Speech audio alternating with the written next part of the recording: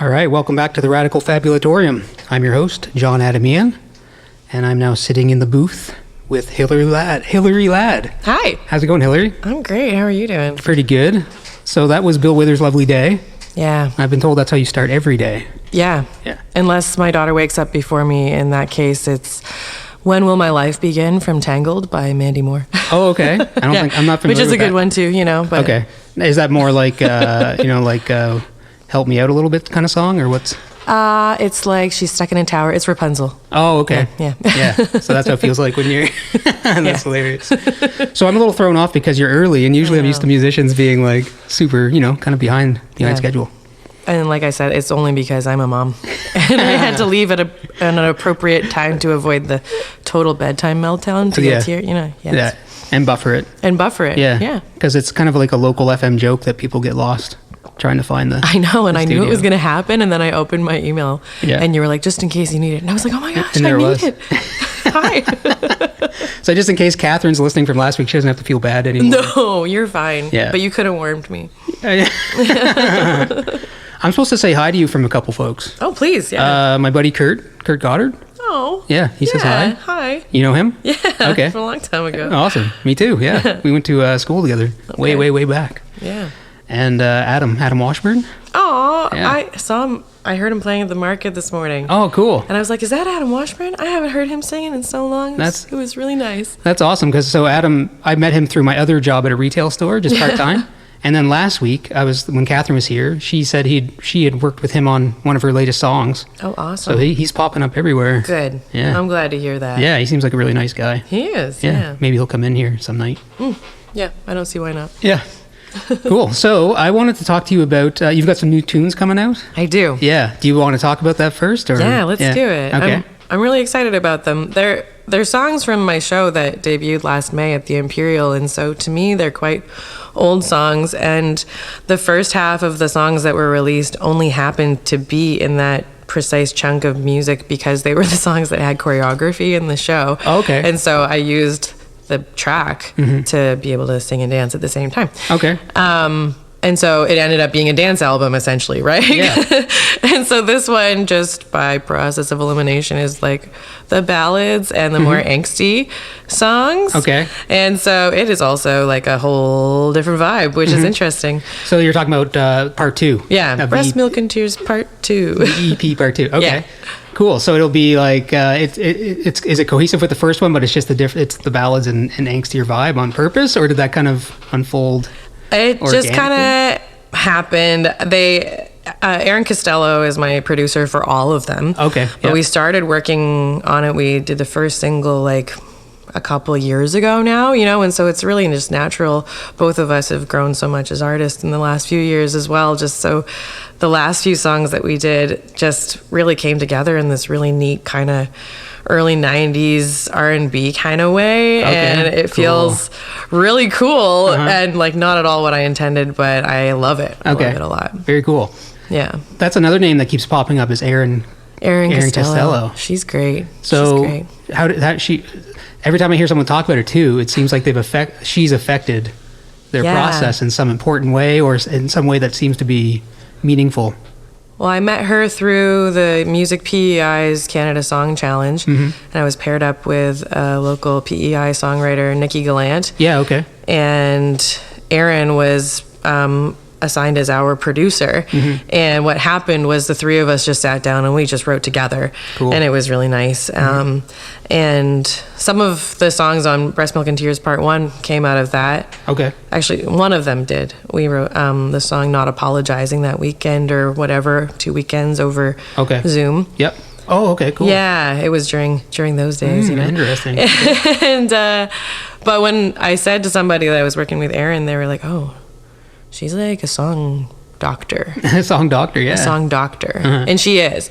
So that's, I think, that would be the most different thing about the songs that are coming out is that when I performed them live last year, they were relatively untouched by her at that point, and now they've been to see the song doctor, right? And she's just like, I feel like the melody here is like sitting a little bit too much in line with the chords. Like, I think you need to drop it here, and then we need to change this, and then you've already said this, so like what else do you need to say in the second verse? It's like she asks just really good questions. Yeah.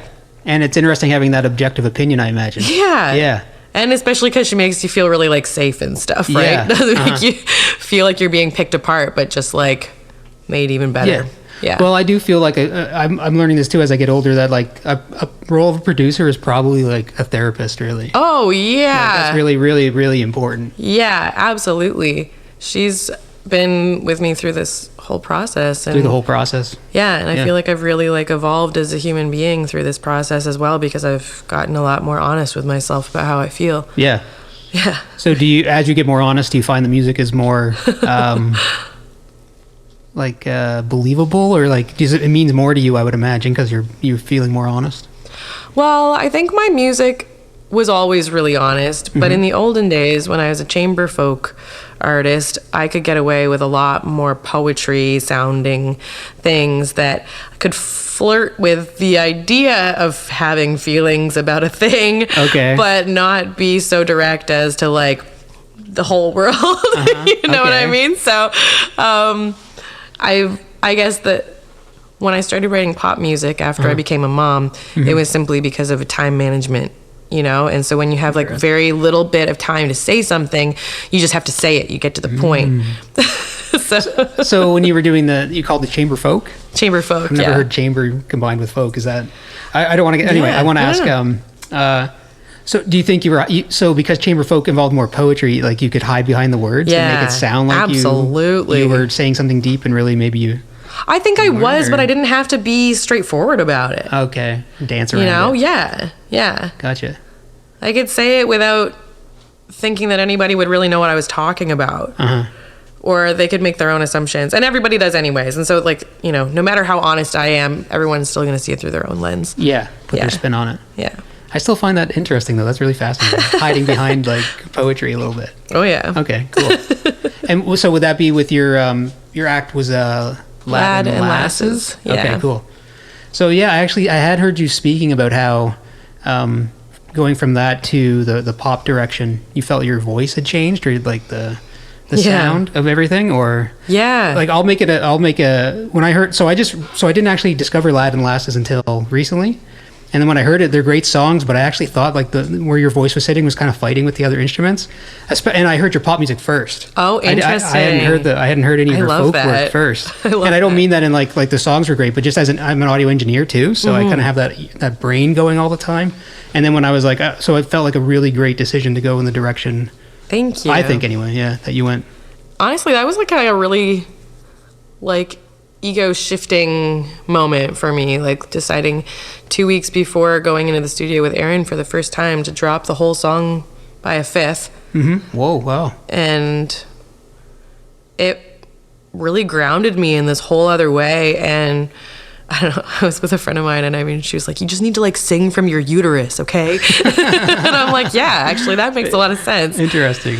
But for me, like growing up in choir, always being the soprano, always being able to sing like the highest and the loudest, like that always felt like a point of pride for me, you know? And I really have unpackaged that a little bit more and recognized that I can use my lower register, and it's like just as effective, if not more. And I don't know why, you know, it's just like a little bit of like teenage pride that was like left over into my 20s. And then also a fear of my lower register not being as special. Okay. You know? Not being as special. Yeah. So is the soprano kind of like the lead guitar player of the vocal world? You know what I mean? Like everyone kind of wants to shred in soprano, but really... Yeah, maybe. Yeah. But I think what I've learned actually now is that everybody just wants to be able to belt. And now I know how to do that because I sing from my uterus. Oh. That's the key. Okay. Yeah. So... Sorry, you're never going to be able to do it. I was just about to say, I'm toast. Okay, yeah. I was taking vocal lessons for a while, but now I understand why it wasn't going I actually have no idea.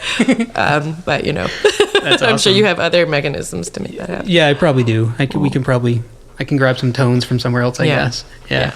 Cool. So are you, so when you're playing Area 506 I am. in August. Yeah. So that's exciting. I am really excited about it. Yeah, that's really cool. They seem pretty good about supporting local bands. I thought that their rollout was really cool this year. Yeah. It made it all feel very like special and exciting. The way they kind of Like revealed everything. Yeah. I love that system is when they're announcing the bands one Mm-hmm. by one. And so I used to work at the pulp mill, and when people were, the day they were doing that, it was just like in the break rooms, everyone was just staring at their phones waiting. Awesome. So it was That's totally some good effective. marketing, right? Yeah. And it feels authentic. Yeah. Like it doesn't feel like, I was talking to Ray about that. That doesn't feel like they're doing it just for clicks or whatever. Like the way they go about it feels really nice because there's local acts too. So it's connected to the community. Yeah. Yeah. So I think I'm playing the same night as like Les Hôtesses d'Hilaire, and Oh, nice. they're awesome. They just killed it at like ECMA as well just recently. That's awesome. Yeah. Very cool. Cool. Very cool. And the Blue Stones. The Blue Sheepdogs. Stones? Yeah. Yeah. The Sheepdogs. That's going to be good. Yeah. That's exciting. I'm excited. Yeah. Yeah. My buddies are playing with me, so it'll be fun. I'm pumped to just like play with my friends. Okay. Like Yeah. in the band with you, you mean? Yeah. Okay. So you Yeah. won't be doing like the one person show. Well, no, just because it's way more fun to play live with people, and I've only got half an hour, right? Yes, okay. Yeah, so we're just Yeah. gonna do like a full-on just music. Just thing. music. Yeah, but like Cool. it'll be a spectacle. Yeah. Yeah, I gotta plan. You got a plan? Oh, yeah. Okay. Can you reveal any of it or no? It's top secret. I have a wig, You have a wig? and there's like gonna be purple sequins and gold fringe, and it's good. Okay. It's good. Yeah, Cool. it's a vibe. It'll be a vibe. That's exciting. I know.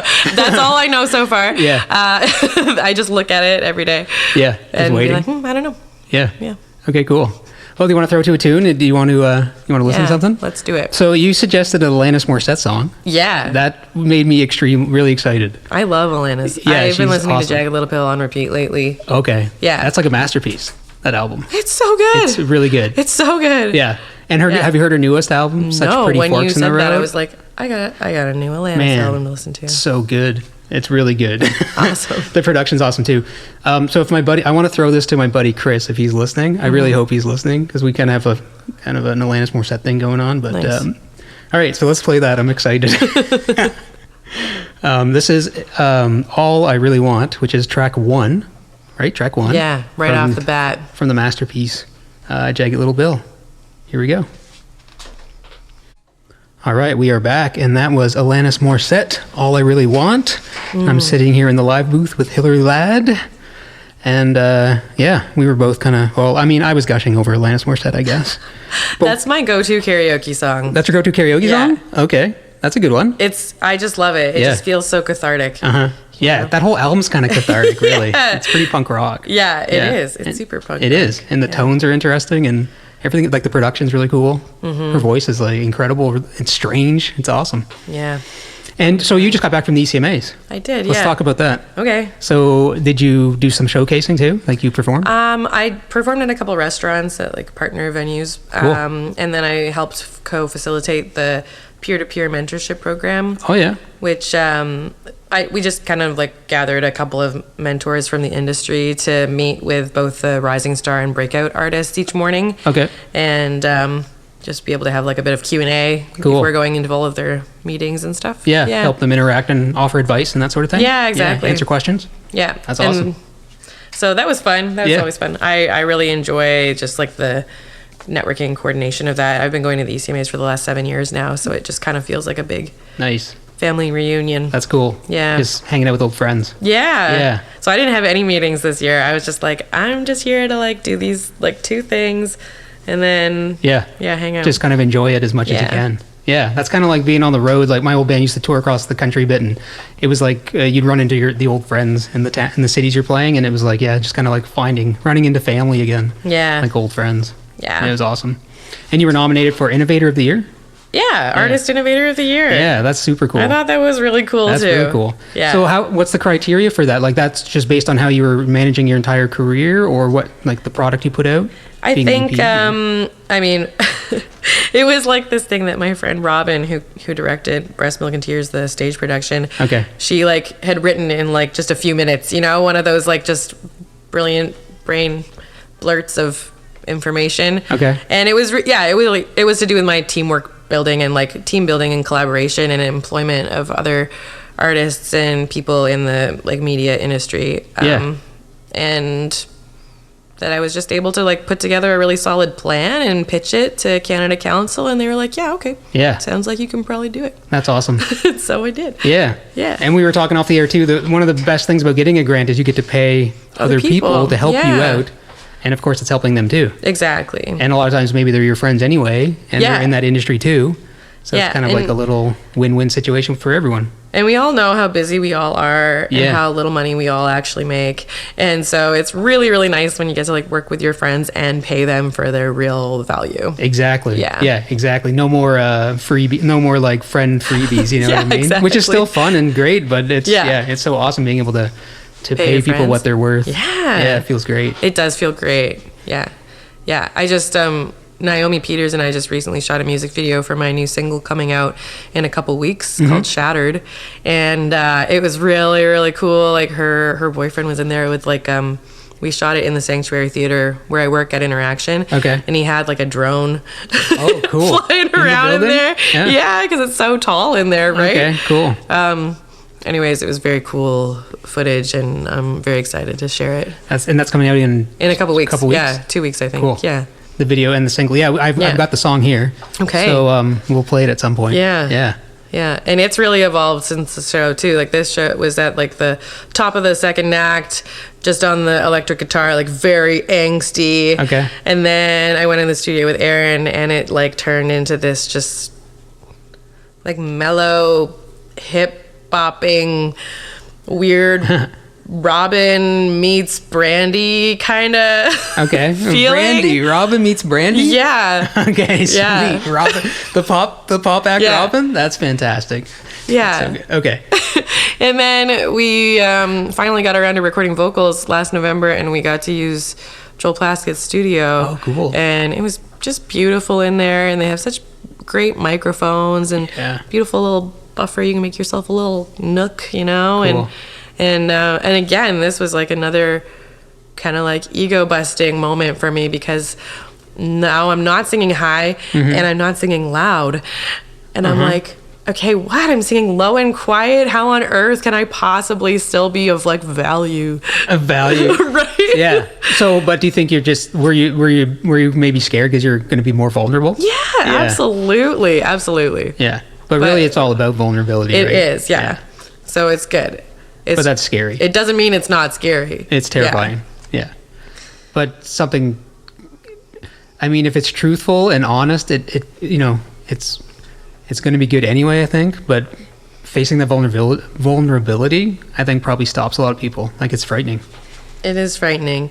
And like through my whole life, I've always been in positions where I was like constantly just sharing my truth or whatever.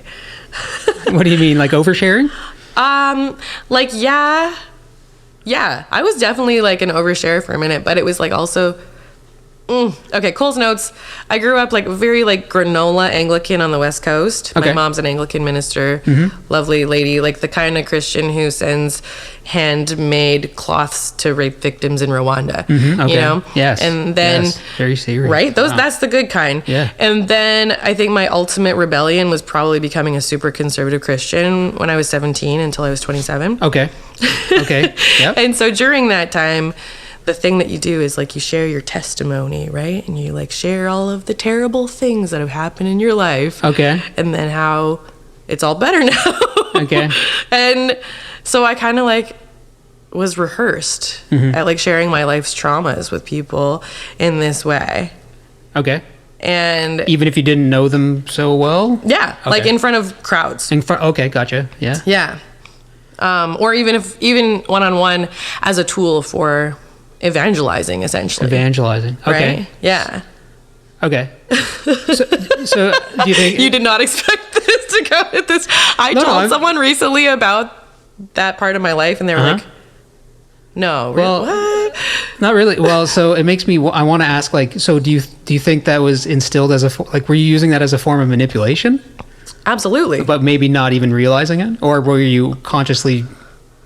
I think when you're so deep into it that you believe it's so true, it seems like the wrong thing not to convince people to believe what you believe too. Ah. Right? Okay. To a certain extent. Mm-hmm. And when I got out on the other side of that, because I was a worship leader for a long time, mm-hmm. I sang and played all of the songs at church, and I always felt uncomfortable because I always felt like I was manipulating people's emotions. Okay. Because music is very powerful. Okay. Okay. Yeah. So the religious message combined with music. Yeah. So it was it would make it even more manipulative, you think? Absolutely, it felt that way for me. I was really uncomfortable with it towards the end. Okay. And so you were feeling uncomfortable, but you were doing something that was supposed to be really positive. Yeah. Okay. So that sounds like a tug of war for sure. Well, then I had to decide to leave my husband and my job and my home all in the same day because I didn't know how else to It was all interwoven in the religious experience? Yeah. Yeah, that's heavy. No kidding, right? Yeah. So I had some stuff to unpackage, and then very quickly became a mother, and then, that's very all-consuming as well. So, yeah. So I was listening to a podcast recently with an author named Sam Harris. He's like a spiritual kind of neuroscience author. Okay. And he was talking to a woman was asking him she'd come from a religious background and became an atheist, kind of based off some of his spiritual teaching. So he's like an atheist, but he believes in kind of the mindfulness kind of spiritual. Mindfulness is for reals. Yeah. It can change your life for sure. Absolutely. Slow everything down. Yeah. But she was asking him a question, and she was in tears, and I didn't quite get it until she said when she was religious, wars and children dying and those kind of things happening, it was the bigger plan. So maybe they were going to heaven, or it was all part of God's plan. But then when she switched to atheism, she couldn't deal with the grief of senseless death and senseless violence. If there's no other place, if there's no good, if there's no other reason for it. Yeah. So she was in her so becoming an atheist was supposedly good for her, but at the same time she had no idea how to deal with this intense grief that she would just pass off to being God's plan. Yeah. And I had never even thought for a second. It's a whole other trauma, right? Yeah. Yeah. I was just really needing some absolutes in my life at that point. Mm-hmm. And it totally saved my life. I was a really depressed teenager, and becoming a Christian really fully saved my life. And so I'm super grateful for it in that regard. And then I'm also super grateful for being able to pull myself out of the depths of that belief system and emerge as myself. Yeah. And realize that I've always been myself. It's just that I've always had the same insecurities too, right? And I've dealt with them in different ways. Yeah. So well, the religious experience was just a bridge to get from your depression to your true self. I think so. Yeah. It really did bring me through. Yeah. Because when you were depressed, were you kind of a loner, all alone, or did you have a group of friends, because I'm imagining I did have a group of friends, and the problem was that we kind of all started dropping off like flies, There was a lot of suicides happening. Oh, wow. Yeah. That's tough. Yeah. And I had been one of those who had attempted and survived, and then my best friend didn't, and that really, shook me. So how old would you have been? I was 15 and he was 14. And then a few months later, another good friend of mine also committed suicide, and it was just bam, bam, bam. It was all very. So then all of a sudden I just needed an out. Well, I mean, at that age too, that might just shut that's trauma for sure. So you just kind of disassociate a little bit, I imagine. Yeah. You're just absolutely. Yeah. Absolutely. Yeah, that's tough. Well, I'm glad you didn't. I'm glad you made the choice to, to stick around. Yeah. I've dealt with suicidal ideation myself recently, really. So I had to make a pretty big career change. Yeah. I was working at the pulp mill, and I went from a musician to the pulp mill to back to being involved in the scene. And I didn't know. I didn't really know. I didn't really have a choice. It wasn't until I was at another job for a few years and totally disconnected from art being an artist. Yeah. Until I realized that it wasn't really a choice. I had to come back to it in some form. I felt the same way in motherhood. The first 2 years, I had 2 kids in 2 years. So that's really a lot real quick. A lot. Yeah. And then the day that my second maternity leave was supposed to be over, was the day that all the schools shut down for COVID. And so my maternity leave just never ended. And, And by that point, I was like, well, I probably just have to be an online mompreneur now. Mompreneur. Okay. Yeah, mompreneur. I probably just have to be a mompreneur now. Yeah. And I leaned in really hard.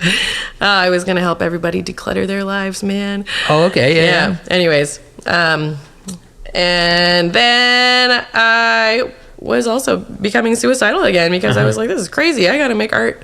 Yeah, you got to make art. I got to make art. It's not a choice. No. I find I did not expect that either. Like I wasn't really looking I didn't like for it not to be a choice is so strange. And I feel like it's hard to explain that to people. Like, yeah, when it's not a choice. It's not, it's part of your identity. Yeah. Like your whole embodiment. Mm-hmm. Yeah. I don't know if you've heard of the book The Artist's Way by Julie Cameron. I haven't. It's kind of like write that one down. 12-step program for unblocking creativity, essentially. Oh, cool. Okay. It's been around for a long time. I'm on my 3rd round through it. And Sweet. I'm my 2nd time doing it with a group of people. So I'm like, oh, cool. We're on week 8 or 9 right now. And it really is just like, there's so many different little lies that we collect over time that convince us that anything that we do that is a reflection of what brings us joy is wrong. Like joy, if you're feeling joy, you should feel shame connected to it. Yeah. Or it's a waste of time, or it's not productive. But the thing about being an artist is that you have to just play. Yeah. And so you have to be allowed to just play. But if you don't like recognize your own value as a creator, then you can't let yourself create. And then what do you do? Okay. And so when you are playing or creating, like, so are you actively fighting that in the moment? Do you find like, so sometimes I will like work on an idea for 15 minutes and it's like original idea, but then all of a sudden I can hear the critique voice, and you're like the voice, and it's almost like then you start making more changes and and like an hour goes by and you realize what you did in the first 15 minutes was the thing to keep, and everything else was like you were thinking about what other people were going to think about the first 15 minutes or something like that. Absolutely. Yeah. I've really like gotten to know that voice really well over the last few years, and now aside from this week, and I'm realizing it's just because I'm really tired and trying to be really gentle with myself, but generally speaking, that voice isn't so mean to me anymore. That's nice. Yeah, it is really nice. Yeah. Like it did call me names earlier today, and I was like, yo, yeah, we don't do that anymore. Yeah, you shut that down. Yeah. But that's the ego for sure, right? Right. And that's why I said my ego keeps on like crushing all of these blows for me to just be able to like be a more genuine version of myself without all of the fear of like whether I'm good enough or whether people are going to like it or what, and I'm realizing that it's just about me. Yeah. I just have to do it for me so that I can stay alive. Yeah. Yeah. I mean, I completely agree. Yeah. And so the same person, Sam Harris, another thing I would hear him say is that, like, when I was getting introduced to mindfulness, he would say, "You're not your thoughts." And it took me a long time to be like, "You're not your thoughts." What does that mean? I didn't quite, like, what do you mean? But then I've had a few of those moments where, like, your mind just goes completely blank, or you've able to tell your ego to just stop talking. And then you realize, wow, you really are more than that voice in your head. But to try to get that across to other people, it's another thing where it's kind of like... Well, you just can only ever experience it for yourself, right? So do you think you have to go down in the depths to get there? Or do you think you can get there? God, I don't know. Like, I hope not, but... Because I have only, like, scraped the surface of my depths with you, and I already told you about my evangelicalism and my teenage and adult suicide. So, like, I don't know. I think probably you do have to really experience your hardship in order to experience presence. Yeah. And every time I end up in pain, whether it's physical or emotional, I always recognize that it's an opportunity for me to slow down. Yeah. And do you do something in that moment to, like, do you have like a breathing exercise or anything you do? Yeah, I do like box breathing, I do a lot of yoga. Okay. And by a lot, I mean like I'll do yoga like 7 minutes most days. Okay. Like a daily practice. Yeah. Cool. But I also like work with the advanced performance company at Interaction. And so I'm like doing vocal warm-ups with my students a few times a week, and Yeah. Another thing I'll do is like tapping, you know. Oh yeah. It's like there's like a sequence on your like face and whatever, and it like reduces your cortisol. Oh, cool. Yeah. Okay. So really if you're helpful. feeling anxious or Yeah. anxiety, yeah. Yeah, and only if I can convince myself that I have anything to do with lowering my anxiety. You know what I mean? Okay. Because sometimes when you're in that situation, you can't do anything. You just got to ride it out. Yeah. Okay. So sometimes I have really intense panic attacks. Yeah. Have you ever had a panic attack? I almost had one this morning at the Queen Square Farmers Oh, really? Market. I was Out like, in public? this is so many people. Yeah, that's the worst place to have them, in public. Yeah, and then I just bought my kids whatever they wanted, and we ended up eating dessert for breakfast. Yeah. I don't know. Okay. It was fine. Interesting. Okay. Yeah, I find panic attacks fascinating just because, like, what you're talking about, the cortisol and all that stuff. And then when you know it's gushing through your veins, sometimes you just have to, like, accept it. Yeah. And just, like, deal with the terror and ride it out. Yeah. Like, I think I finally understand how affirmations are supposed to work. And, Okay. like, it doesn't make me cringe anymore. Like thinking of, like I was saying a positive saying something affirmation, more right? positive, yeah. Yeah. Yeah. Because I realized that it's really just a way of like saying that the opposite of what you believe to be true. Like, so I for a long time believed that I shouldn't make jokes because I'm not funny, and it's because someone told me I shouldn't make jokes and I'm not funny. Uh-huh. Right? Yeah. Yeah. And so Someone when you were like 8? no, someone when okay. I was like 25. Oh, okay. Yeah. Well, you know. I was hoping we could dig up some more. I know. Jelly drunk. No. I'm just- But it's like, if I realize that that's just a voice that somebody said out of their own insecurity, probably. Yeah, probably. Because recently I've been on fire. Everyone's been telling me I'm hilarious. And Yeah. I'm like, yes. I mean, I'm laughing and smiling Thank over you. here. Thank So, you. yeah. But like, if I can say like an affirmation is like, I have a great sense of humor. Mm-hmm. Like, that's all it needs to be. Yeah. Just practice. It's like a self-care. Yeah, it is. Just be like, remember, Hilary, you have a great sense of humor. More people have told you that you're funny Yeah. than not funny. Mm-hmm. It really was just that one a-hole who said you were not funny. Yeah. And he was just scared. So, Yeah. really, it's fine. Yeah. And that's an interesting growth trajectory for a lot of people, I find. But even just facing that is scary. Like, you have to admit to yourself all these things, and it's just so strange. It's exhausting, to be honest. Yeah. Mm-hmm. I could use a break from the work. From the work? Yeah. just like go do like a meditation retreat for like 90 days. Rather than that, I'd love for someone to take my children for about 72 hours so I can catch up on RuPaul's Drag Race in order to skip the dishes. Oh, yeah? Yeah. 72 hours, yeah. I don't think that's asking too much. That seems reasonable. There's got to be some in-laws somewhere. Yeah. Like you can, you know. I was just at the ECMAs, so they already helped. Oh, okay. You know. Double dip. Yeah. Okay. That's awesome. Well, let's say thanks to your in-laws then. Thanks, Nana and Granddad. Yeah, thank you so much. Yeah. I don't know who you are, but I bet you're super nice and awesome. They are super nice and awesome. How about we play your new single that's coming out? Yeah, that sounds Give good. everyone a sneak peek? Yeah. Would this be considered a sneak peek? This is a sneak peek. I'm Okay. excited. Awesome. Shattered. So just give me a second here while Wow. I click a few buttons. Yeah. So yeah, we'll play Shattered. And you want to tell a story? Is there any story connected to the song? I mean, there must be. Or would you rather keep it open for interpretation? I think it's really open for interpretation. It was just a moment of pain. Okay. And then, you know, when you feel pain and then it, like all of the pain in your life compounds into the one pain, you know. Like it blurs into the Yeah. the main topic of the pain? Yeah. So it kind of like builds on itself? Mm-hmm. Like a snowball? Yes. That's what this one's about? That's what this was. Yes.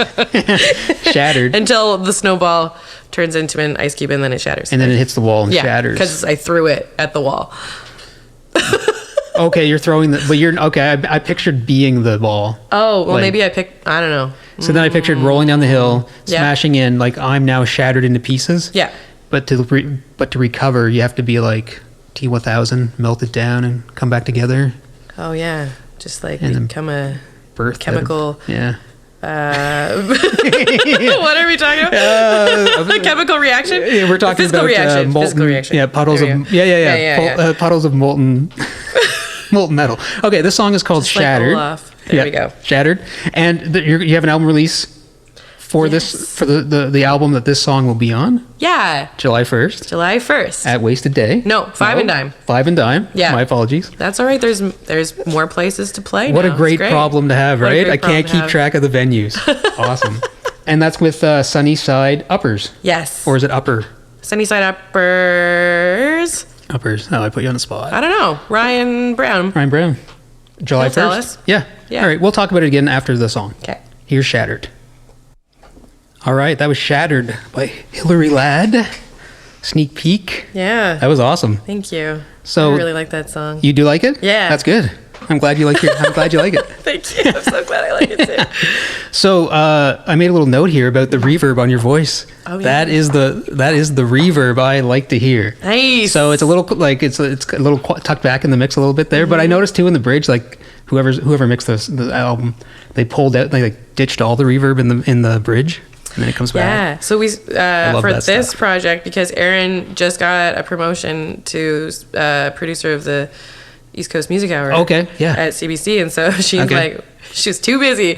We were like, the reason why we were in Joel's studio was because they were moving while she was like transitioning to this new job, so she didn't have, her whole studio was torn apart when I was in town. Okay, cool. And then she like hired her friend Sarah in Toronto to mix it. Yeah. And then we got Christian Montoro in Toronto to master it. Okay. And it was really cool to just hear it through these other people's ears, you know? Yeah. Yeah. Their interpretation, basically, right? Yeah. Because mixing is kind of an art of itself, right? Yeah. And we just did so many random backup vocals, and I just like left it all with them. Oh, nice. You know? They got to choose, interpret it objectively. That's really cool. I've never met these people. You never? Okay, so there must be some anxiety in that. Or you were totally comfortable just handing it off? I'm really good at delegating. Okay. And because I've recognized for myself, like actually like in that mompreneur moment of my life, like I had to end up cutting myself off from social media entirely. Okay. Like cold turkey. Yeah. Like April 8th, 2020. I haven't been using social media. Wow. Because it was, again, influencing that voice in my head. You know, it took me months to stop thinking in Instagram captions, and that is crazy. That's some crazy stuff, right? You're just getting tired of saying link in bio? Oh man, I don't know, because it's been 3 years now, so okay. I just celebrated my 3rd anniversary. Yeah. It's like sobriety. That's congratulations. It is, yeah. And so I can look now without getting sucked in or having any like. Oh, cool. Yeah, which is nice. Okay. But that's a feat. That's tough. Yeah. Considering that they're designed like slot machines, like oh my god, it's designed by. It's. I'm not saying I don't have other like random apps that I don't look at, like I'm an addict. You know what I mean? But, but at least it's not the way that I'm like trying to earn a living. Yeah. It's not the way that I'm trying to earn any kind of validation. Mm-hmm. Yeah. The validation one is like I could see how you could earn a living if you could stay disconnected, like using it to promote your business. Yeah, well, that's the thing. I still have to ask somebody else to do that for me. I can't do it. Well, the validation is like, so I started doing that a little bit here once I started working here part time, and I was excited to just learn. I like learning about anything really, so I was kind of excited to learn about how to do this quote unquote properly. Yeah. But I find myself getting sucked into the validation. You know, they're like, well, and I don't like it, but it's kind of part of the job too. So yeah, I totally get that. Yeah. But like in handing off my project to other people and like seeing it through other people's lenses, like every time that I've collaborated with somebody, everything I've done has gotten better over and over the last few years, you know? So I have no fears of like, and I also really trust my gut. Yeah. You know, like, and I went with Erin's recommendations. Okay. And like, yeah. And I still got final say, you know, like it's not, but, well, that's the power of being a good delegator.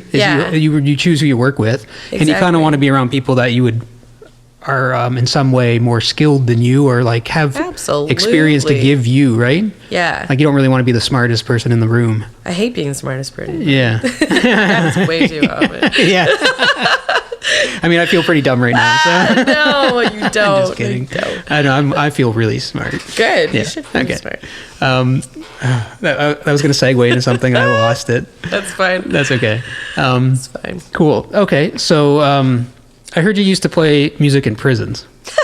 Yeah. Is that true? That is true. Can you tell me, like, what was that all about? Well, that was part of my Christian days. Oh, okay. Yeah. And I moved to New Brunswick to go to Bible college. In Sussex? No. Oh. There's this tiny little Bible college on Mountain View Avenue. Here in the city? Yeah. Oh, okay. Yeah.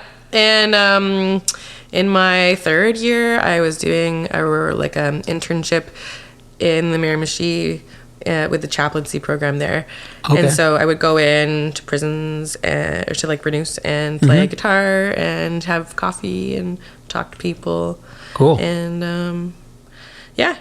And like that was kind of always my area of interest. I was really into the social justice side of it all. I was really into like feeding the hungry and you know. Yeah.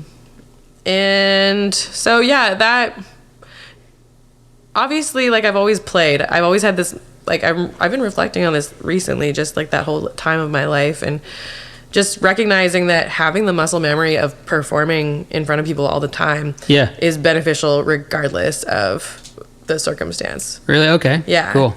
Because for me, it still is like adding to those 10,000 hours of this skill that I'm gaining more and more expertise on, right? Okay, gotcha. So when I decided I was going to be a decluttering guru at the age of like 31 or whatever, my mom was like, "Are you sure? You've been doing music for much longer." So that's great. My mom convinced me to be a musician. Thanks, Mom. Happy Mother's Day, Mom. Yeah, that's good advice. Right? Yeah. Well, yes, I'm grateful for that. You could pull like a big comfy couch and do like, do you ever remember that show by any chance? They had the 10-second tidy. Absolutely. That's music and decluttering. Well, maybe it wasn't decluttering. They were just kind of shoving. They were just shoving it in I think they were just. Yeah. That's all right. I think they were just doing what most of us do and shoving it out of view. Yeah. Out of sight. We do. We all do it. That's what drawers are for. For sure. Yeah. Yeah. But I don't know. I feel like that has a lot of parallels with our emotions, you know? The way whether we're, okay. Because it's mindfulness, right? Yeah.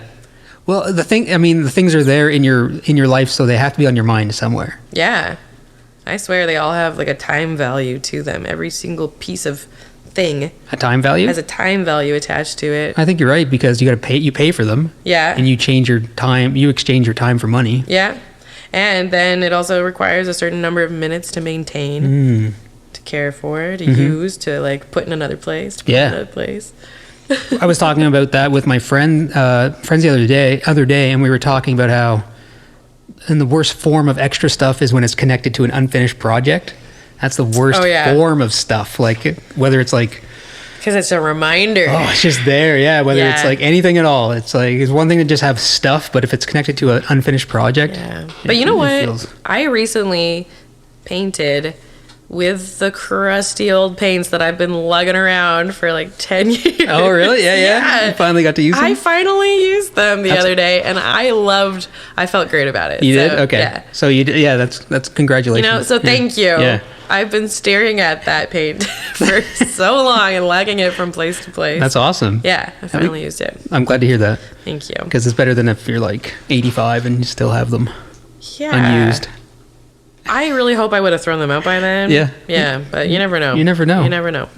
That's what kind of worries me. I don't want to have a bunch of stuff when I'm in my 80s. Yeah. But, we don't have to go down that road. I have a lot of opinions on that, but we don't have to. About collecting stuff? Well, you wanted to do it as a career, so I can imagine. Yeah. The joy of cleaning up, is that? No, tidying? The joy of tidying? I don't know. Marie Kondo, whatever. Yeah, that's what it was, yeah. Yeah. Cool. She had some good tips. Yeah? I didn't read that book, but... No. I liked the Netflix series, too. It was cute. Oh, they did Netflix series? Yeah. Well, and people just love watching other people organize things. Yeah, I guess so. Yeah. Yeah, I mean... There's probably people that just live stream that all day on YouTube and Twitch and stuff. Yeah, maybe. But honestly, I really just would rather watch RuPaul's Drag Race on repeat now these days. RuPaul's Drag Race? RuPaul's Drag Race. Okay, I'm not hip to that either. Oh, you're going to love it. Yeah. It's like just a bunch of drag queens. I was picturing Cars. Yeah. Oh, yeah. Well, there you go. Oh, you said RuPaul. RuPaul. Oh, okay. Yeah. I don't know what I heard. Like, it's my hope to be able to do a death drop by the time I'm 40. A death drop? Yeah. What's which is that? like you jump and you land in the splits. Oh, okay. Yeah. That's part of choreography. Okay. Yeah. Why by the time you're 40? So it takes years to build up to it? I don't know how to do the splits yet, and I'm 36, so. Oh, okay. I just started an adult beginner ballet class though. Oh, wow. So, yeah. That's cool. Yeah. Man, learning stuff, like learning new skills as you get older it's almost, do you like it better? Or, so people associate learning with being young, right? Yeah, they do. And I just started learning drums like 2 years ago. That's awesome. And I could barely like do anything. And now I'm sitting there like just jamming. I'm still like kind of hard on myself, but I'm like, wait a minute. Like, I can't even believe this is happening. Yeah. But I met tons of people that say it's too late to do this, too late to do that. It's never too late. And that's why I'm like, it's not too late for me to be a ballerina. It's not too late for me to be able to do the splits. Yeah. I don't think so. No, but I'm just giving myself a lengthy timeline because that gives me peace of mind. Yeah. So I figure 4 years. 4 years? 4 years. Yeah. Yeah, I should be able to do it. Cool. Yeah. It's good to, you don't want to overestimate what you can get done in a short period of time. Exactly. Yeah. Well, I've realized through executing this like larger scale project of breast milk and tears, it's just that everything takes a really long time. Yeah. And nothing ever happens in the timing that you think it's going to, but you can't stop making plans because you just have to have a draft and then you make another draft and then you make another draft. And so it's more like really embracing failure as stepping stones to success. Yeah. I like that. Embracing failure. Embracing failure. Yeah. Yeah. You're like, oh, well, that didn't work. Guess I'll try this. Oh, that didn't work. Learn a skill. And yeah. You always learn so many lessons when you fail. Yeah. But it's failing scary too. If I don't, like, have you ever dealt with like perfectionism? Yeah, man. Yeah. I'm like, yeah. Just recently becoming less and less of a perfectionist. Okay, you're whittling it down. I am. But I don't know. I think I'm just becoming more quick to overcome the fear. Okay. Yeah. And recognizing that you just have to do it anyway. So like doing is the way to overcome perfectionism. Just do it. You just do it. Just stop procrastinating. So like I've heard perfectionism really is kind of a form of procrastination. Yeah. Because it's giving you an excuse to not finish. Exactly. Or to not do. Yeah. So when I was like, I'm going to write a stage production. Yeah. And I really was just like, it's going to be like cabaret. Like I can totally just sit there and play at the grand piano and I can sell this. You know what I mean? And then I realized that it wasn't that. And that was really scary because like what it really was closer to was like a Beyonce concert that I wanted to put on. And that's really scary. But, I just like hired a choreographer and hired a director and hired a music producer and I just assembled the team. I just assembled the team. Yeah.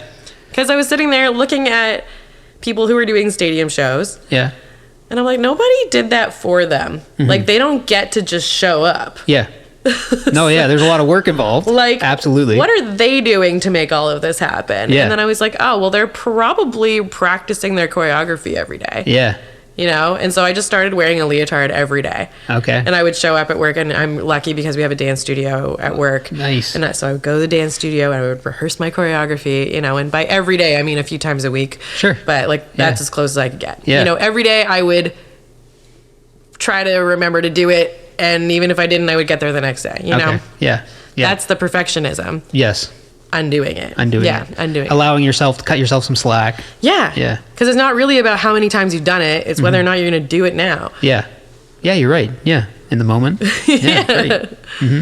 That, and it's a common, I wish if I wanted to sound smart, I could look it up, but I won't. But there's a common fallacy where people underestimate how much they overestimate how much they can get done in a short amount of time and greatly underestimate how much they can get done in like a medium or long amount of time. That was the thing that really disappeared with motherhood, right? Because all of a sudden I would literally have like 5 minutes to myself. Ah, okay. And I'm like, what am I going to do in 5 minutes? What can I do in 5 minutes? And so I would have this like little list of like shuffling like things that I would love to do. And I'm like, what's a thing that I can do in 10 minutes? Oh, okay, here, I'm going to do this thing. Yeah. And I don't have time to think about it. I just have time to do it. You just have time to do it. Yeah. And it was mostly just writing. I needed to write a script, right? So I just did it. Had to do it. It might even be beneficial to do it in small chunks, wouldn't it? Yeah. 3 pages a day is really all it takes. Interesting. You can accumulate a lot. Yeah. Yeah. I remember Jerry Seinfeld would say he'd hang a calendar, like a year calendar on the wall. Okay. And he would write every day and like put an X on the day that he wrote, even if it was just like one sentence. Yeah. And he would just tell himself, don't break the chain. So just every day, That's just so have smart. a reason to X. So when you look up at the wall, you're like, Yeah. I wrote every single day. Maybe only 5 days produced his set, but he did it every day, even if it was just a couple sentences. It's a practice. Yeah. Of just trusting that like a thing is going to come out. Yeah. The muse. Summoning the muse. Exactly. Exactly. That's really cool. Well, it's part of the Artist Way program too. Like it's basically yeah? got like 2 practices in it, and one is morning pages, which is like 3 hands long. 3 hands. 3 pages long. Long? Yeah. Of like free flowing thought, kind of like, yeah. And like, don't look back. Don't look at it. You know, it's just like a priming of the pump. Ah, I like that. Now, do you do it handwritten or can it be computer? Is it like strict? I like do it handwritten for the most part, but like sometimes, like if you know, sometimes it just ends up being in a note on my phone, and I'm just like, like I'm just getting it all out. And like for me, a lot of the time, that's where my songwriting comes from, because I'm just like getting out all of my like honest thoughts about how I actually feel, and usually it's like I'm annoyed. Yeah. Right. Usually, yeah. Yeah, sorry. Song lyrics, yeah, sorry. So this reminds me again of a songwriter, a piece of advice a songwriter gave me years ago. He was working in Nashville. I think he still does. But he did the thing in Sussex, and there's all these songwriters there. And someone asked him, like, what can I focus on to break into as a songwriter, not as a performer, to be a songwriter? And he said, start writing happy songs, because the artists the songs that the artist writes that will make it on the record are the sad ones. And so if you want to be a songwriter in Nashville or something, you need to write happy songs. Oh my God. And you could see the look at everyone's face, like, what? Like, I got to write songs about, going out partying and driving and stuff. And it was just this funny little moment where it's like everyone got like a little bit crushed, I think.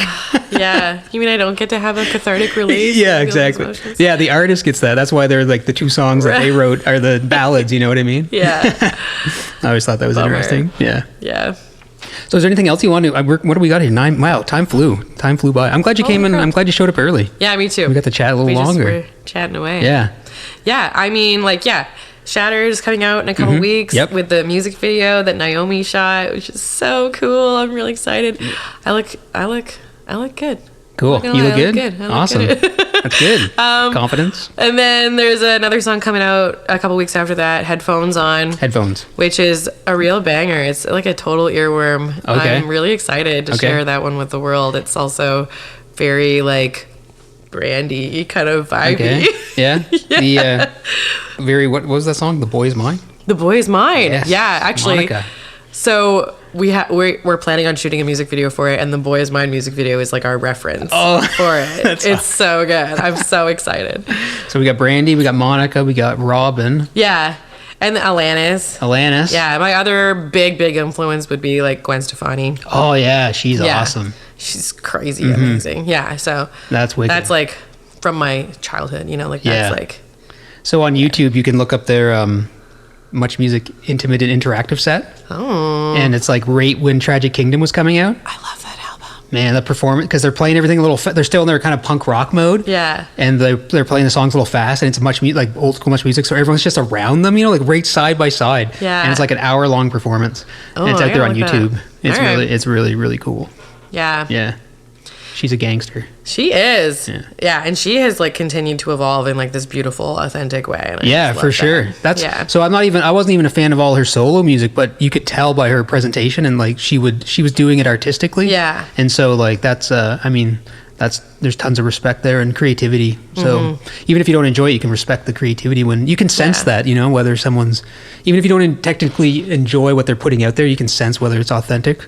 I think anyway, but I think so too. What do I know? I mean, you're here talking about music all the time. I'm sure you have a skilled opinion, I would say. I also have control over the microphone. That is true. Yeah. And then, Ryan Brown, Sunny Side Uppers, and I are going to play at Five and Dime on Canada Day. I know. Day, July 1st. We're telling you now, so you can make your Canada Day plans. Doubleheader. What time do you think the show will start? 10 until 11:45. Okay. Because they got a DJ starting at midnight. Nice to bring in the party. Yeah. And so we can load out before they get going. Gotcha. Yeah. Cool. Okay, so July 1st, Five and Dime at 10 o'clock. 10 o'clock. Awesome. Okay, and we're gonna play. I have Go Cray. Oh yeah. Yeah. So why don't we end the show on that? That sounds great. It's a good track. And is there a story behind that track? Yeah. Will I load it Actually, up? this one is like very specifically about my experience with social media. Okay. Yeah. Oh, I see. So it drove you crazy? It did. Yeah. It drove me crazy. It drives us all crazy.